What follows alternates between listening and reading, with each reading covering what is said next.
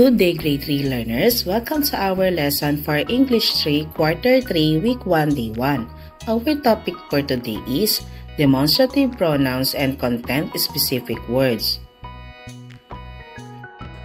Before we begin, please don't forget to like, share, and subscribe. Thank you. Activating prior knowledge. Good day everyone, I hope you are all doing great. Look at the following famous Filipino in their respective fields.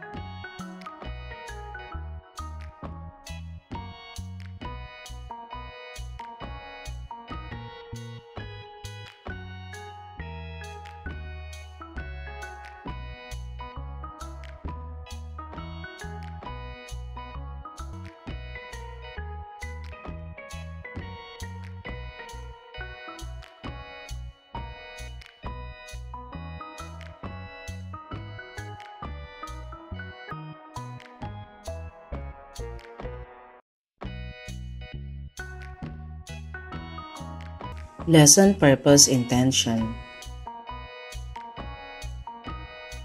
In today's lesson, you will learn about retelling amid high-frequency words, demonstrative pronouns, polite expressions, greetings, and math concepts, focusing on patterns. Lesson Language Practice. Here's a suggested model answer for the following question. What makes them special? Let's answer the following questions. What makes them special? They are special because they made our country proud by showing their talents and hard work in sports, music, and helping others. They inspire many people to do their best. Do they have exemplary skills, achievements? What are these? Yes, they have.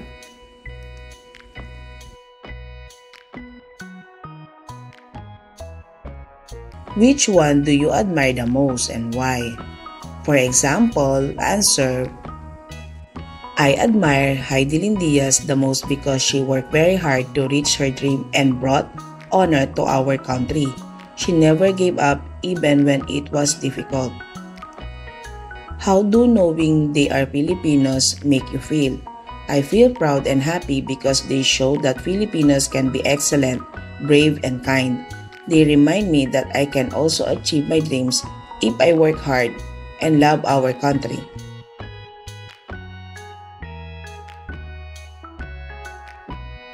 Reading the key idea stem.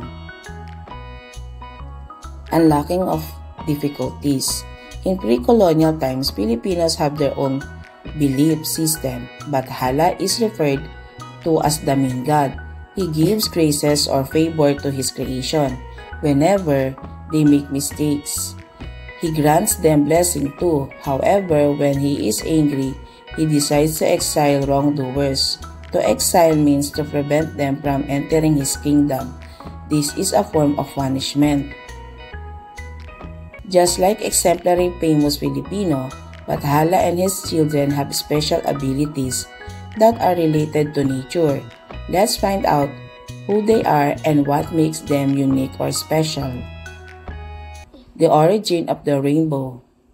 A long time ago, people prayed to Bathala and offered him gifts, for they believed that he was God and the source of all graces. One day, Bathala thought of making a journey to the earth.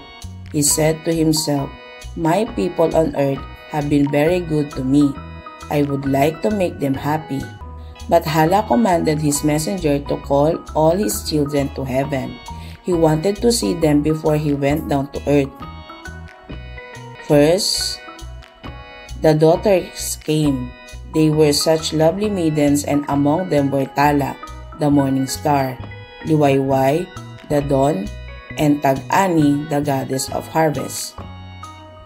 A loud noise and a blinding blaze accompanied the arrival of his sons Kidlat, the lightning, Hangin, the wind, and Araw, the sun.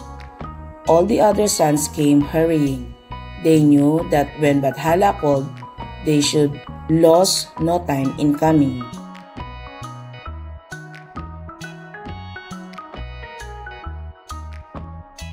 Bathala's children were now all seated, looking at one empty seat. Bathala said, "Bighari is not here again. Did my messenger tell her about this meeting? Panginoon, I looked for Bighari, but she was nowhere to be found," said the messenger, who looked very tired. "Perhaps she is among the flowers in some distant land on earth," someone whispered. The others exchanged glances, for they knew that Bighari, who was the goddess of flowers, loved to play among the flowers in the garden.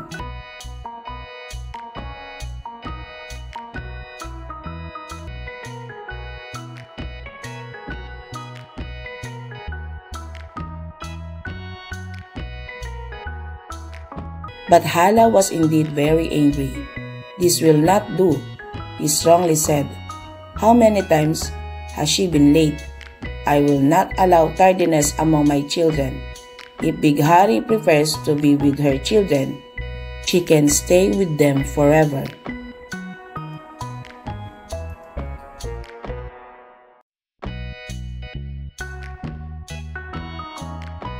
His children were afraid. They looked at one another in silence. After a brief pause, Bathala continued, "From now on, Bighari will remain forever whenever she is right now, to live there alone." Bathala's children were saddened by those angry words. They loved their beautiful and kind sister Bighari, but no one could protest Bathala's decision to exile Bighari from his heavenly kingdom.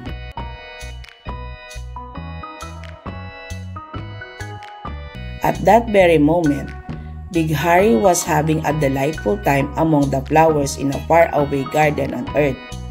When it was time for her to return to her heavenly home, she could not find her way out. She was worried about her father. When the messenger came to tell her of Bathala's anger, she sobbed and said, "I am not sorry to lose my place in the heavenly kingdom. I grieve because I have offended my father." The messenger was very sorry for her, but there was nothing he could do. So the flower garden on earth became Bighari's home. The flowers bloomed all the more and gave forth beautiful colors never seen before. Everybody around was so delighted. The people who were living nearby saw that the garden grew lovelier every day. Soon, Bighari had many friends. They came to see the flowers and admire their beauty. The people loved Bighari more and more. One day, somebody suggested, "Let us build a bower in Bighari's garden so that we can see the beautiful flowers even from afar." So the people built a bower. It was high, and it arched over the entrance of the garden. Soon, the arch was decked all over with blossoms of red, yellow, pink, orange, blue, and white.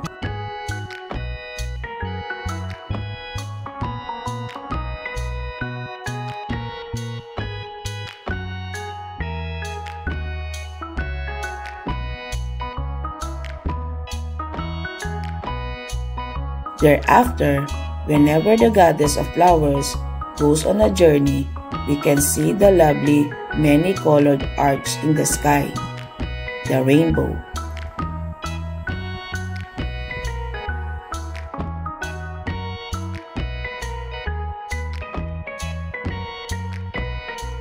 We use polite expressions when it comes to talking to our elders like our parents as a sign of respect. Developing understanding of the key ideas then.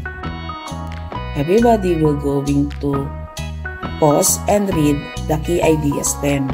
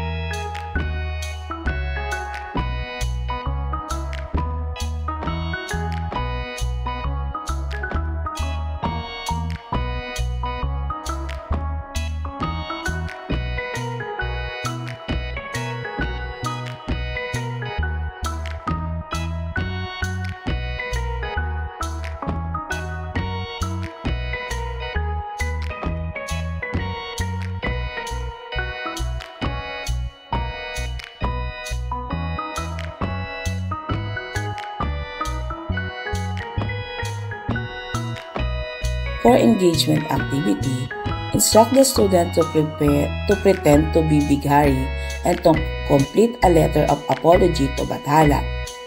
Sentence frames may be used for students to fill out. Here is the sentence frame.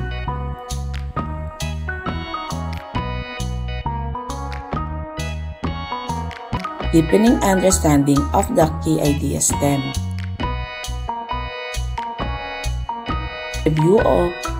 Review on demonstrative pronouns. This is a rainbow. These are flowers. That is a circle. Those are squares.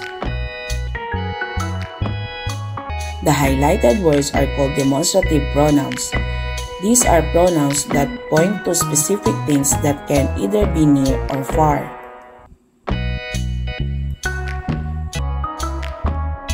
This is a rainbow, the story we discussed. Talk about the origin of the rainbow. What do you notice about its color? The colors of the rainbow follow a pattern. Introduction on the concept patterns begins with the sequence of colors as follows: red, orange, yellow, green, blue, indigo, violet. To remember this pattern, we can use the mnemonic Roy-G-Biv. A pattern is something that happens or appears in a regular and repeated way. In mathematics, a pattern is a repeated arrangement of numbers, shapes, or colors. It can be related to any objects or event. If the set of numbers are replaced to each other in a specific rows, then the rule of manner is called a pattern. Sometimes patterns are also known as a sequence. A pattern can be increasing or decreasing. If it is increasing, the number of items grows or gets more higher. The opposite of this is a decreasing pattern. The number of items get lower or less. Making generalization. Instruct the student to complete the following sentences.